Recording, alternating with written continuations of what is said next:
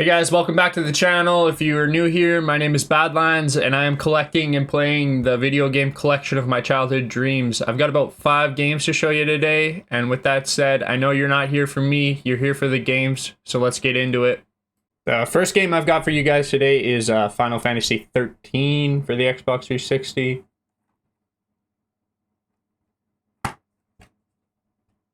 It is unfortunately not complete, it's missing the manual. Final Fantasy XIII on the Xbox 360 is a notable entry in the long-running RPG series, and it was the first mainline Final Fantasy game to appear on the Xbox console. The game was released on March 9th, 2010. The Xbox 360 version is distributed across 3 discs. This multi-disc setup is used due to storage limitations of the DVDs compared to Blu-rays back then. Players will need to switch discs at certain points in the game. While the Xbox 360 version has slightly lower resolution textures compared to the PlayStation 3 version, it still has impressive visuals for its time, including detailed character models and vibrant environments. The game's visual fidelity is complemented by its high-quality pre-rendered cutscenes. The game had a feature called the Paradigm system, which allows players to switch between different roles such as Commando, Ravager, and Medic during battles. This system adds a strategic layer to combat, enabling players to adapt their tactics in real time. The narrative revolves around a group of characters branded as l'Cie, who are on a quest to defy their seemingly predetermined fate. The story unfolds in the futuristic world of Cocoon and the wildland of Grand Pulse. The game is known for its linear progression in the early stages, which was a departure from the more open-world exploration found in previous Final Fantasy titles. However, the game opens up later on, providing more freedom and exploration opportunities. The game received generally positive reviews. Critics praised its engaging combat, impressive visuals, and deep story, though some criticized the linear design and lack of early exploration. The Paradigm system was particularly well received for its innovation in combat. While the opinions on the game are mixed, it has a dedicated fanbase that appreciates its unique approach to the Final Fantasy formula and its storytelling. Overall, the Xbox 360 version of Final Fantasy XIII offers a compelling RPG experience with a mix of innovative gameplay mechanics and a rich narrative. If you're a fan of this series or the RPGs in general, it's worth checking out. The second game I have to show you guys is Ghost Recon Advanced Warfighter 2. Let me fix the disc here. This one's complete. Now, I haven't personally played Ghost Recon Advanced Warfighter 2, but I did play Advanced Warfighter. It was the first game I ever had for the Xbox 360 when I was a kid. And here's my jank copy. Straight from GameStop at the time, I believe, because there's a GameStop sticker on here. Ghost Recon Advanced Warfighter for the Xbox 360 was released in 2006. It's a standout title in the tactical shooter genre, developed by Ubisoft Paris and published by Ubisoft. The game was notable for its advanced tech and immersive gameplay, taking advantage of the new capabilities of the Xbox 360. Ghost Recon was highly praised for its graphics, which were among the best on the Xbox 360 at the time. The game featured detailed environments, realistic lighting, and advanced weather effects. The game utilized the Unreal Engine 3, which allowed for high-quality textures and dynamic environments. The gameplay focuses on tactical, squad-based combat. Players control Captain Scott Mitchell and his team of elite soldiers known as the Ghosts, navigating through various missions with a focus on strategy and real-time decision-making. The game uses a third-person view, which enhances the situational awareness and allows players to better control their squad and environment. The cover system enables players to take cover behind objects and strategically manage their exposure during firefights. Set in the near future, the story revolves around a crisis in Mexico City. Players must thwart a major terrorist threat. The narrative is rich with tension and high-stakes drama. The game incorporates futuristic military tech, such as advanced optics and UAVs. The game features destructible and dynamic environments, adding realism and tactical options to combat. The single-player campaign is mission-based with a variety of objectives ranging from stealth operations to full-on assaults. The AI for both enemies and allies is designed to be challenging, require careful planning and execution. Players can issue real-time commands to their squad, directing them to specific locations, take cover, or engage enemies, adding depth to tactical gameplay. Ghost Recon offers a range of multiplayer modes, including team deathmatch and cooperative missions. The online multiplayer allows for players to compete or cooperate in various tactical scenarios. The Xbox 360 version of Ghost Recon received positive reviews for its innovative gameplay, impressive graphics, and tactical depth. Critics and players alike appreciated the realistic approach to combat and immersive environments. Some players noted occasional issues with AI behavior and minor bugs, but these were generally considered minor compared to the overall quality of the game. Ghost Recon was influential in tactical shooter genre, setting new standards for realism and tactical gameplay. It paved the way for future titles in the Tom Clancy's Ghost Recon series and demonstrated the capabilities of the Xbox 360. Overall, Ghost Recon Advanced Warfighter for the Xbox 360 is a classic tactical shooter that remains well regarded for its innovative features. If you enjoy strategic squad-based combat in futuristic military settings, it's a title worth exploring. The next game I picked up is Prototype 2.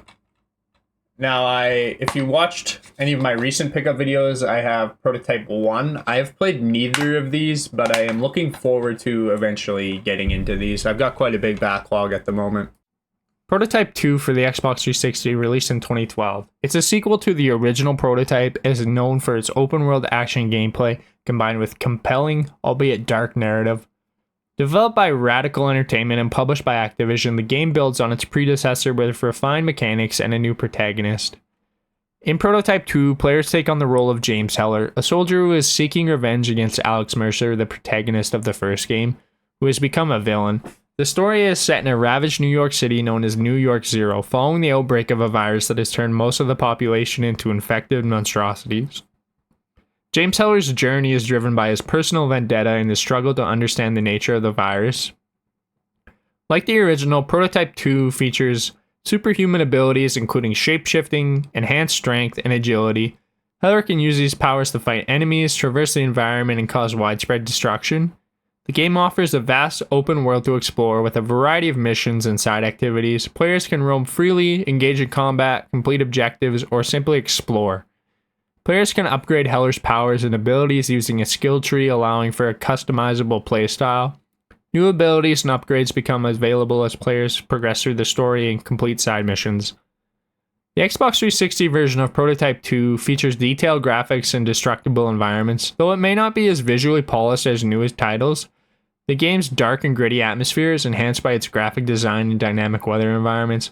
While the game generally performs well, some players may experience occasional frame rate drops or performance issues, especially in highly chaotic scenarios. The main story consists of a series of missions that advance the plot, each offering a mix of combat, exploration, and narrative development. In addition to the main story, there are side missions and activities that allow players to earn upgrades, gather collectibles, and engage in additional combat.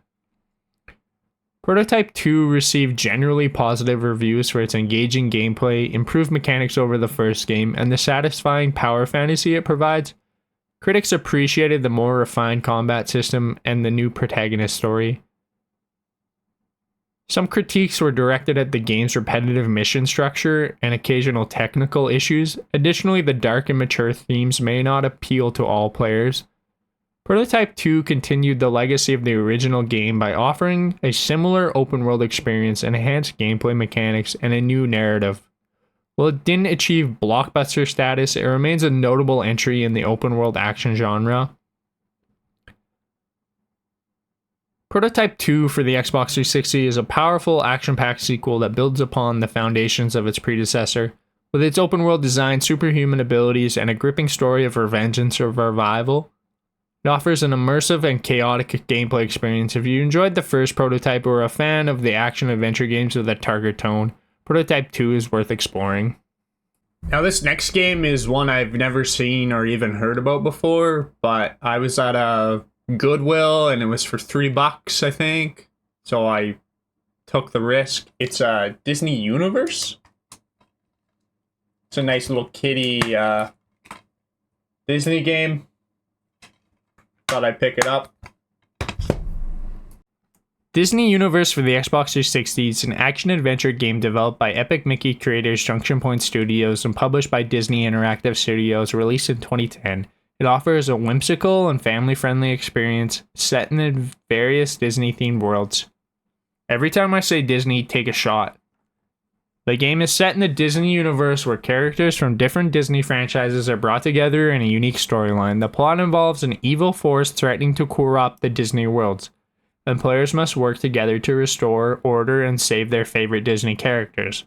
Players can explore a variety of Disney-themed worlds, each based on different Disney properties such as Alice in Wonderland, Aladdin, The Lion King, and others.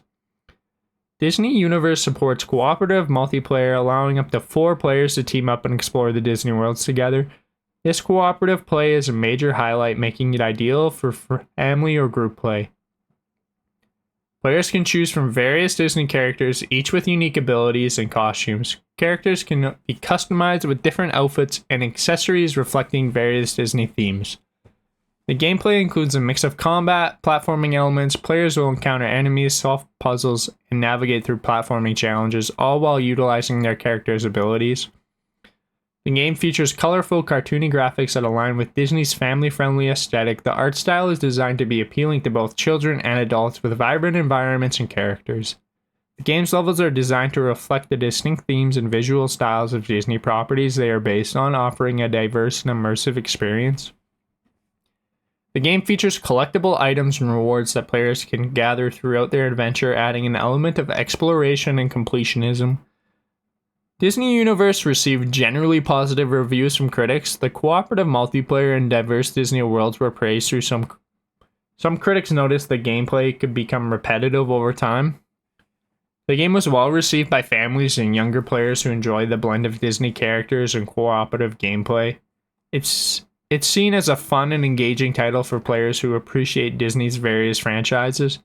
Disney Universe for the Xbox 360 offers a delightful and family-friendly action-adventure experience with its cooperative multiplayer, diverse Disney-themed worlds, and engaging gameplay. It's a great choice for fans of Disney properties and for those looking for a game that can be enjoyed together with friends or family.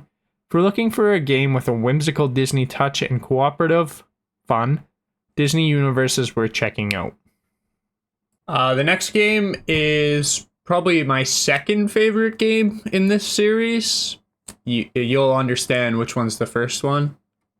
This isn't a console I normally pick up games for or really play, but I like to grab stuff. So it's Need for Speed Carbon for the Wii. If you haven't figured out, I think Most Wanted is the best. Maybe that's a hot take, maybe not. Let me know. Need for Speed Carbon for the Wii, released in 2006, is part of the popular Need for Speed series, known for its high-speed racing and car customization. While it shares many features with its counterparts on other consoles, the Wii version has some unique aspects tailored to the platform's capabilities. Need for Speed Carbon focuses on street racing with an emphasis on car customization and team-based racing. Players engage in various racing modes including circuit races, drift events, and point-to-point races. The game offers extensive customization options for vehicles, allowing players to modify their car's appearance and performance. Customization plays a significant role in gaining an edge over opponents. The Wii version utilizes the Wii Remote and Nunchuck for a more immersive racing experience. The controls are designed to make use of the motion sensing capabilities, allowing players to steer their car by tilting the Wii Remote. The Wii controls offer a different feel compared to the other versions. The motion controls can be intuitive for some players, but might take time to get used to for others. The graphics in the Wii version are a bit less detailed compared to the Xbox 360 and the PlayStation 3 versions due to the Wii's hardware limitations. However, the game still features vibrant environments and a range of car models. Players progress through a career mode where they build their reputation, customize their car, and take part in various racing challenges. The story involves rivalries and team-building aspects as players aim to dominate the racing scene. The game features a system where players can recruit a crew to help them in races, each with unique abilities that provide strategic advantages during races. The Wii version supports local multiplayer, allowing players to race against friends in split screen mode. This can be a fun way to compete and enjoy the game with others. Need for Speed Carbon for the Wii received mixed to positive reviews. Critics generally appreciated the game's racing mechanics and customization options, but had varied opinions on the implementation of the Wii controls. Fans of the Need for Speed series enjoyed the game's racing and customization elements, though some found the Wii controls less precise compared to traditional controllers. Need for Speed Carbon for the Wii offers an engaging street racing experience with a focus on car customization and team-based racing. The unique Wii controls provide a different way to experience racing, which can be fun. While the graphics and controls may not match those of the other version, the game still delivers a solid racing experience with a range of customization options and racing modes. If you're a fan of Need for Speed series and enjoy racing games on the Wii, this title is worth checking out. I want to thank you guys for checking out my video. If you would have left any of these games on the shelf, let me know. I think there's some decent pickups.